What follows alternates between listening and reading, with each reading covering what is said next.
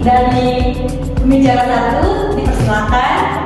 Halo semua, saya Cynthia, guru SMP yang sudah mengajar selama 8 tahun. Senang bisa berbagi pengalaman hari ini. Hai, saya Ashika, saya guru matematika dan juga aktif di komunitas guru untuk mengembangkan metode pembelajaran inovatif. Excited banget bisa diskusi dengan kalian semua. Halo, saya Dea Anjani. Saya guru matematika SMA di sekolah dengan latar belakang siswa yang sangat beragam. Pengalaman saya selama 5 tahun mengajar benar-benar membuka mata saya tentang pentingnya CF. Halo semua, saya Edo. Saya kepala sekolah sekaligus mantan guru matematika. Senang bisa sharing dari perspektif psikologi sekolah. Sempurna. Tim yang lengkap. Baik, hari ini kita akan mulai dengan pertanyaan dasar. Untuk Ashifa, sebagai guru yang aktif dalam komunitas pembelajaran, bisa kamu jelaskan apa sebenarnya cultural response teaching itu? Tentulah, cultural responsive teaching atau CRT adalah pendekatan pengajaran yang mengakui, menghargai, dan memanfaatkan latar belakang budaya, pengalaman, dan perspektif siswa sebagai bagian integral dari proses pembelajaran. Jadi, bukan hanya tentang mengajar konten, tapi juga tentang bagaimana kita mengajar dengan cara yang relevan dan bermakna bagi setiap siswa. Kalau dari pengalaman saya di kelas, CRT itu seperti membuat jembatan antara dunia siswa dengan materi yang kita ajarkan. Misalnya, ketika saya mengajar di daerah pesisir, saya menggunakan konteks nelayan, perahu, dan hasil laut dalam soal-soal matematika. Nah, betul sekali Cynthia. Dan yang penting, CFT bukan sekedar menambahkan contoh budaya tertentu, tetapi benar-benar memahami bagaimana siswa belajar berdasarkan latar belakang mereka.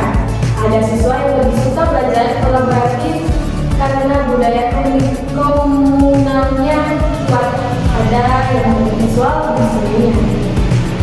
Dari perspektif kegiatan, CRT juga penting untuk menciptakan kesejahteraan akses pendidikan. Matematika sering dianggap sebagai mata pelajaran yang netral budaya. Padahal, cara kita mengajarkannya sangat dipengaruhi oleh asumsi budaya tertentu. Wah, menarik sekali. Jadi, matematika yang katanya universal itu ternyata cara pengajarannya bisa sangat berbeda dengan budaya. Exactly. Misalnya di budaya barat, matematika sering diajarkan dengan pendekatan individualistik, fokus pada kompetisi dan pencapaian individu. Tapi di banyak budaya Indonesia, pendekatan kolaboratif dan pembelajaran kelompok justru lebih efektif karena sesuai dengan nilai gotong royong kita. Saya punya pengalaman menarik soal ini. Dulu saya belajar di Papua beberapa tahun, dan saya belajar bahwa konsep geometri bisa dijelaskan menggunakan motif noken atau ukiran tradisional. Siswa langsung konek karena itu bagian dari kehidupan mereka. Nah, di tempat saya banyak sekali siswa dari berbagai daerah. Saya jadi belajar untuk tidak mengasumsikan satu pendekatan cocok untuk semua. Ada siswa Batak yang sangat vokal dalam diskusi, ada siswa Jawa yang lebih halus dalam menyampaikan pendapat. Sebagai guru, kita perlu menciptakan ruang yang aman untuk semua gaya komunikasi. Kalau begitu, apa saja prinsip-prinsip utama CRT yang bisa diterapkan dalam pembelajaran matematika? Ada beberapa prinsip penting. Yang pertama adalah validasi dan afirmasi. Kita harus mengakui bahwa setiap siswa membawa pengetahuan matematika informal dari budaya mereka. Misalnya nih, pedagang pasar yang menghitung cepat tanpa kalkulator itu juga matematika. Nah, yang kedua adalah pendekatan holistik. Kita tidak hanya mengajar rumus, tapi menghubungkan matematika dengan kehidupan nyata siswa. Di kelas saya, yang banyak sekali siswa dari keluarga pengajar batik, saya sering menggunakan pola batik untuk mengajar konsep transformasi geometri, simetris, dan pola pembilangan. Prinsip ketiga yang saya suka adalah pembelajaran dinamis. interaktif, bukan teacher center, tapi melibatkan siswa secara aktif dengan cara yang sesuai dengan gaya komunikasi budaya mereka. Ada budaya yang sangat menghargai diskusi terbuka dan ada yang lebih menghargai refleksi diam. Dan yang keempat, yang menurut saya itu krusial adalah membangun komunitas belajar yang inklusif. Setiap siswa merasa bahwa mereka bisa sukses di matematika, bahwa matematika bukan hanya untuk kelompok tertentu. Wah, saya beralih kepada Siva. Bisakah kamu memberikan contoh konkret bagaimana prinsip-prinsip ini diterapkan? Tentu, misalnya untuk validasi dan afirmasi, guru bisa memulai pelajaran dengan menanyakan siapa di rumah yang sering belanja, bagaimana cara kalian menghitung kembali yang dengan cepat. Ini mengakui bahwa siswa sudah punya pengetahuan matematika. Nah, atau saat mengajar pecahan, kita bisa menggunakan konteks pembagian makanan dalam kenduri atau acara adat. Kalau ada 3 tumpuk untuk 12 keluarga, berapa bagian yang didapatkan setiap keluarga? Ini lebih bermakna daripada contoh abstrak. Yang saya lakukan adalah mengintegrasikan etnomatematika. Saya pernah mengajar tentang sistem bilangan dan membandingkan sistem bilangan Arab, Hindu, dan bahkan sistem bilangan tradisional lokal. Siswa jadi paham bahwa matematika itu berkembang di berbagai budaya. Dan dari sisi kebijakan, kita perlu memastikan bahwa buku, teks, dan materi ajar mencerminkan keberagaman. Jangan semua contoh soal tentang situasi urban dan kelas, perlu ada variasi yang mewakili berbagai latar belakang. Nah, saya mau kembali kepada Cynthia nih. Kamu tadi menyebutkan etnomatematika. Bisa dijelaskan lebih detail lagi? Nah, etnomatematika itu pada dasarnya adalah matematika yang tertanam dalam praktik budaya. Contohnya di Toraja ada sistem perhitungan dalam pembagian warisan yang sangat kompleks. Sedangkan di Bali ada perhitungan matematis dalam sistem subak untuk irigasi. Ini semua matematika yang hidup dalam budaya kita, tapi jarang kita angkat ke kelas. Betul.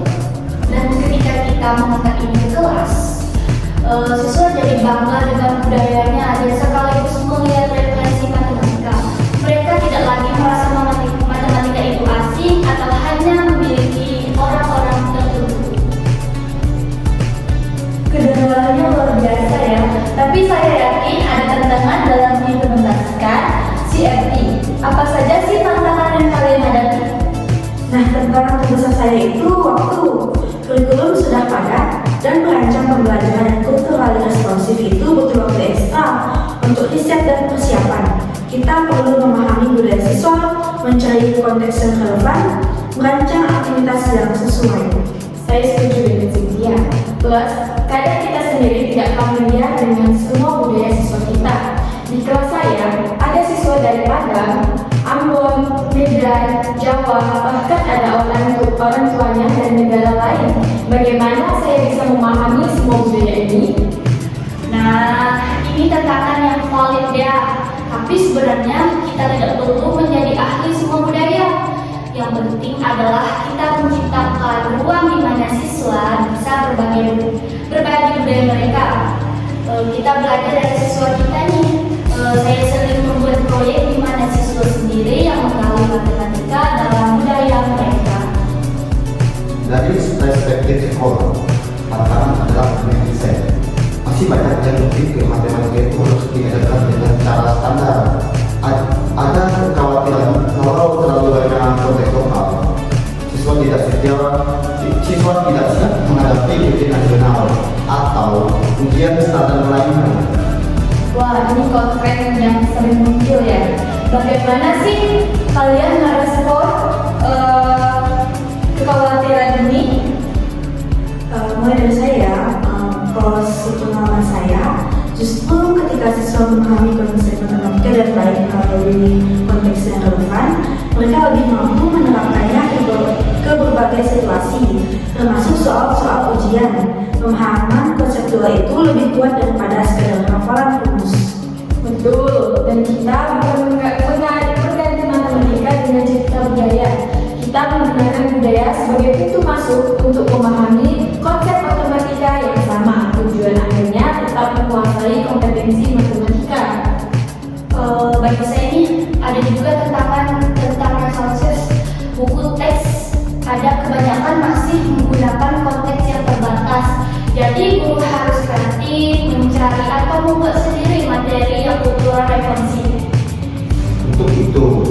Di sekolah kami mencoba membangun bank materi bersama.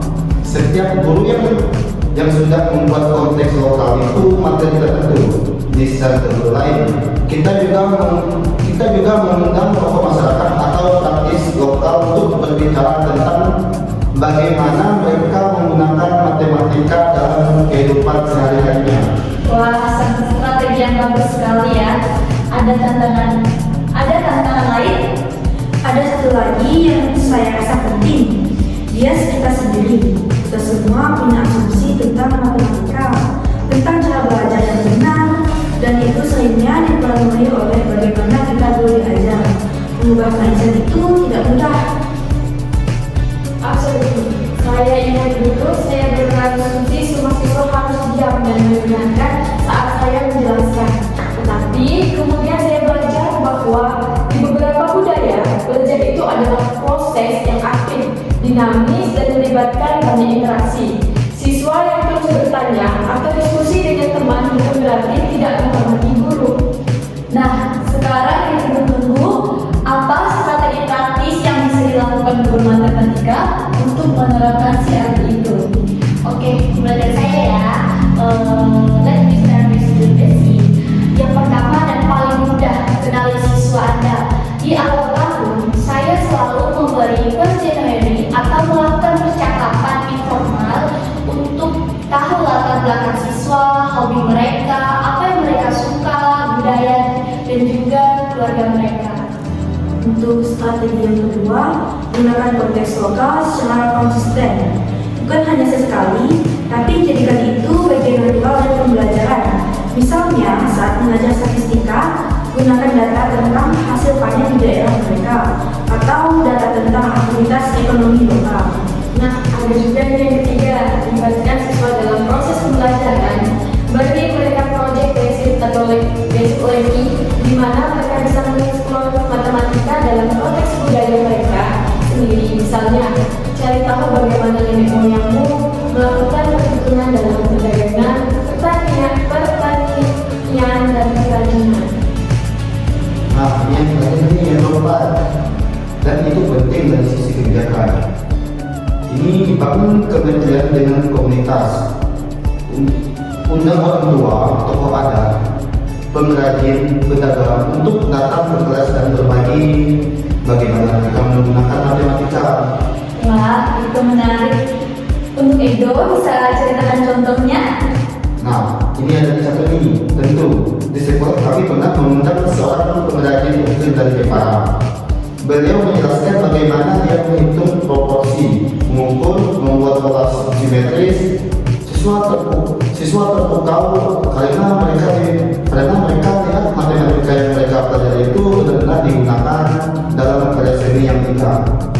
Untuk strategi yang kelima, gunakan teknologi dengan bijak. Sekarang banyak resources online tentang matematika dari berbagai budaya. Kita bisa menunjukkan video tentang Islamic Geometry Patterns, tentang sistem bilangan maya, tentang matematika dalam gemelan Jawa. Kalau soal teknologi, saya juga sering minta siswa membuat video atau presentasi digital tentang etnomatematika di daerah mereka. Mereka jadi agents banget bisa berkreasi. Nah, ada tuh strategi yang keenam yang saya perhatikan, fleksibel grouping. Kadang saya kelompokkan siswa berdasarkan latar belakang budaya yang sama supaya mereka nyaman. Kadang saya mix supaya ada pertukaran budaya. Keduanya punya manfaat masing-masing. Kita beralih kepada Asifa. Bagaimana dengan asesmen? Apakah cara penilaian juga perlu disesuaikan? Pertanyaannya bagus nih. Ya, asesmen juga harus mengeluarkan jangan hanya tes tertulis individual, bisa pakai project, presentasi, portfolio, bahkan asesmen oral. Beberapa siswa lebih bisa menunjukkan pemahaman mereka dengan cara lain selain tes tertulis. Dan dalam soal-soal tes pun, kita bisa variasikan konteksnya. Jangan semua soal cerita tentang Andi dan Budi di kota, bisa tentang Wai dan Tutup di sawah, tentang Mandi dan Kurma di pasar, tentang Ucok dan Paling di danau. Strategi terakhir yang saya mau tambahkan ini, continue professional development. Guru perlu terus beradaptasi hati, berbagi praktik baik dengan sesama guru, refleks terhadap praktik mengajar sendiri. Betul sekali. Saya beberapa kali membentuk komunitas belajar guru di mana kami rutin ketemu sebulan satu kali untuk diskusi tentang CRT. Kita saling berbagi strategi, resources, bahkan share life yang kita hadapi. Ini sangat membantu. Nah, kita sudah menjelang akhir diskusi kita. Saya ingin tahu apa dampak nyata yang kalian lihat dari penerapan CRT itu. Nah, yang paling utara adalah efek siswa meningkat drastis. Siswa yang tadinya pasif dan menganggap matematika itu membosankan, jadi lebih aktif karena mereka melihat relevansinya mereka. Mereka jadi bangga ketika budaya mereka diakui dan dihargai dalam pembelajaran. Saya melihat perubahan dalam mindset siswa tentang matematika. Mereka tidak lagi melihat matematika sebagai sesuatu yang asing dan hanya untuk orang pintar. Mereka mulai percaya bahwa mereka juga bisa matematika karena mereka melihat bahwa orang-orang di sekitar mereka juga menggunakan matematika. Nah, dan jangan takut untuk belajar dari siswa. Kita tidak perlu tahu semua. Siswa kita adalah expert tentang budaya mereka. Buat ruang untuk mereka berbagi. Be back in the sea of life. Perubahan itu proses, akan ada trial and error. Dan itu oke. Yang penting kita punya komitmen untuk belajar terus dan berkembang. Dan CRT bukan hanya tentang strategi mengajar, ini tentang mindset, tentang bagaimana kita menjadi siswa kita, bagaimana kita memakai keberagaman sebagai kekayaan, bukan hambatan.